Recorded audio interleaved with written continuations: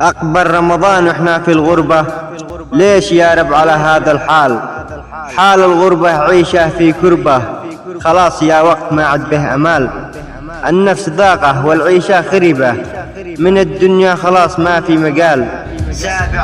سابع عام وإحنا في غربة، الصبر والحظ لا فين بايصال. يا رب صبرنا وخفف عننا كربة، واخفي جروح المغترب والأثقال. واشفي كل مريض بالدنيا أنت ربه، وأنت قادر على كل حال. كل بلا وسط عبدك وخر به، في شهر الصيام اللي وصل. نعيش بعز لو ناكل من تربة، وكلمتنا صادقة نقولها لو نقتل. وكلمتنا الصادقة نقولها لو نقتل.